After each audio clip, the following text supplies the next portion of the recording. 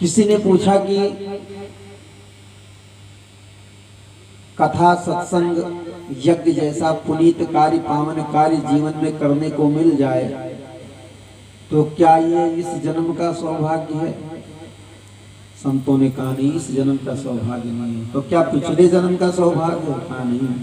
तो कहा 2 जन्म? कहा नहीं। कहा 3 जन्म? कहा नहीं। कहा जन्मांतरे भवेत पुण्य।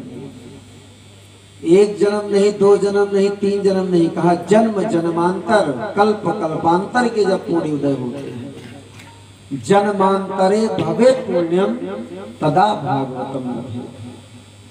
जब जन्म जन्मांतर कल्प कल्पांतर के पुण्य उदय होते हैं तो मिलता क्या है? तो कहा भगवान की चर्चा करने का अवसर मिलता है, भगवान का कार्य करने का अवसर मिलता है, भगवान की कथा श्रवण करने का अवसर मिलता है जब कई जन्म के पुण्य उदय होते हैं। इसलिए आप विश्वास करें कि जितने लोग यहाँ उपस्थित हैं उनका सौभाग्य, उनका पुण्य उदय हुआ है जिससे वो यहाँ बैठे हुए हैं। इसलिए मैं कह रहा हूँ इस बात को, क्योंकि इस कार्यक्रम का, इस आयोजन का निमंत्रण पूरे नगर में बटा होगा, सबको दिया गया होगा। क्यों दिया गया है ना? सबको निमंत्रण दिया गया होगा, बैनर भी लगे होंगे, हैंडबिल बटा होगा और फेस टू फेस जाकर के बहुतों को बताया होगा आप लोगों ने। उसके बाद सुबह कलश यात्रा निकली होगी तो और लोग जान गए होंगे कि आज से शुरू हो गया है। फिर भी इतने ही लोग क्यों हैं यहाँ? इस बात पर विचार करना चाहिए। इतना सब कुछ होने के बाद इतने ही लोग क्यों हैं? अगर इतने ही लोग हैं तो इसके मतलब कि इतने लोगों का ही सौभाग्य है। जिसका सौभाग्य होगा वही यहाँ तक पहुंचेगा, जिसका दुर्भाग्य है वो कहां से पहुंचेगा? क्योंकि संत कहते हैं कि जैसे जन्म जन्मांतर के पूर्ण उदय होने से, जन्म जन्मांतर के सौभाग्य उदय होने से कथा सत्संग में व्यक्ति जाता है, अच्छा लगता है, ऐसे जन्म जन्मांतर के जब पाप एकत्रित हो जाते हैं तो ये अच्छा भी नहीं लगता है। ये अच्छा भी नहीं लगता। तो अच्छा क्या लगता है?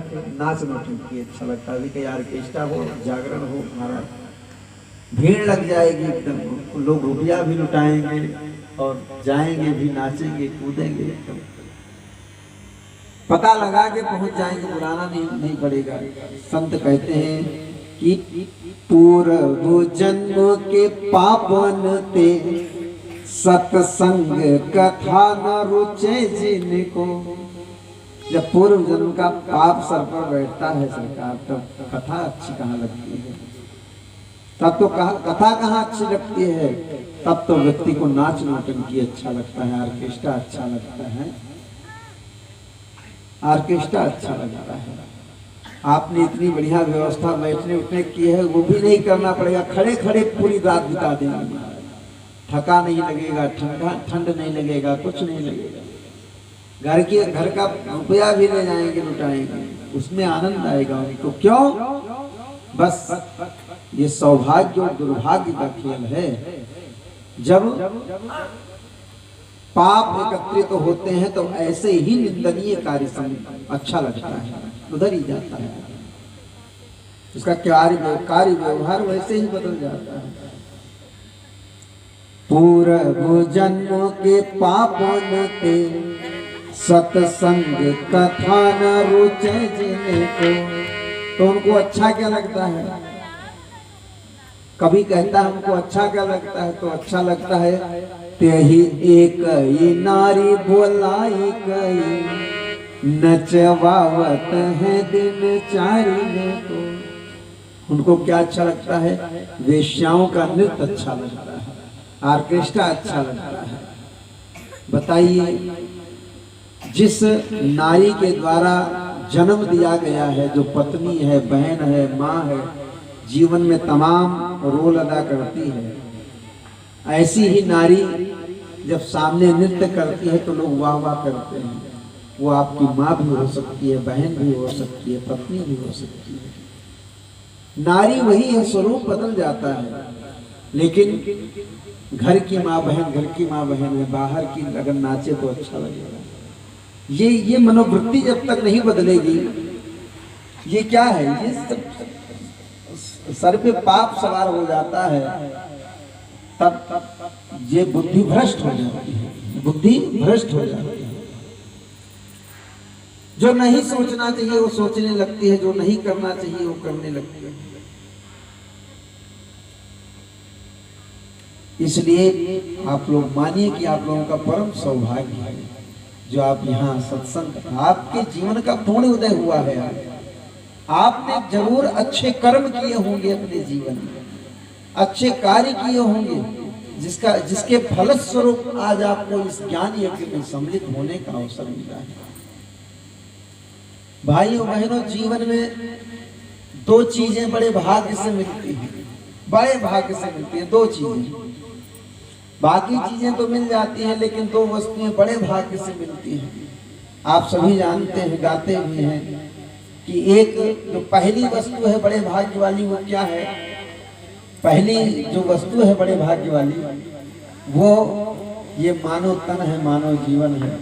आप लोग गाते भी हैं कि बड़े भाग्य मानुष तन पावा, बड़े भाग मानुष तन पावा, बड़े भाग मानुष तन पावा, दुर्लभ सद ग्रंथ निगावा, दुर्लभ सद ग्रंथ निगावा, बड़े भाग मानुष तन पावा, बड़े भाग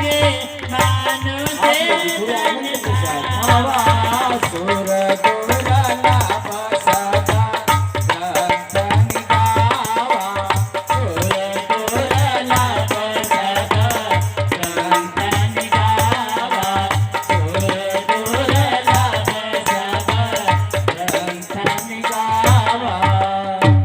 बड़े भाग्य मानुष तन पावा, सुर दुर्लभ सदग्रंथ निगावा।